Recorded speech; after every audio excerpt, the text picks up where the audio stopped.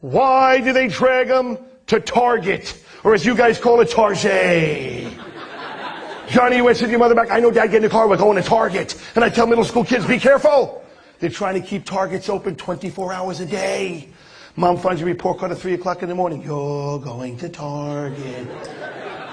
And people always ask me, Bobby, you've been doing this for 19 years. What are some of the craziest things you've seen around the country? I tell them, number one, I'm in Baltimore, Maryland. I drive through this neighborhood, no exaggeration. There's a street sign in the neighborhood that reads, slow children playing. And all I imagine is kids going through slow motion in that neighborhood. I'm in Montana. I'm in the eastern side of Montana. No exaggeration, a town of 500 people. The biggest building in the town is the fire department. I go by the fire department. I had to rub my eyes about 4 or 5 times. Right in front of the fire department on the building are the words, Lambert Fire Department. Same day fire service. No. I'll wait 2 days for my house to burn down. And then people always ask me, Bobby, come on, seriously, what's the craziest thing you've ever seen? I tell them it's on an airplane.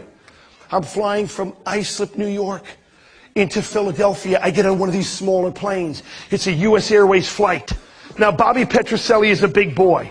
I got to sit in the emergency exit row because I'm a big boy. I need to spread out. To sit in the emergency exit row, there's 3 criteria. Number 1, you got to be 15 years old. Number 2, you got to handle a 50-pound door in case of an emergency. And in case of an emergency, you got to be willing to throw people off the plane.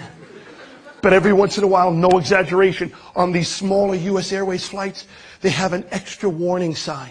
And it's glued to the tray table that folds down. I promise you, students, I have never laughed so hard in my life, especially on an airplane. Here's what the extra warning sign read. Warning.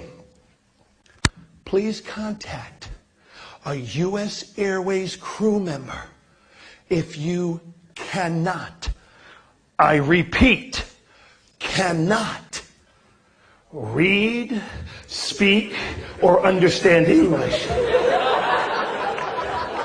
Okay? How would I read the sign in the first place?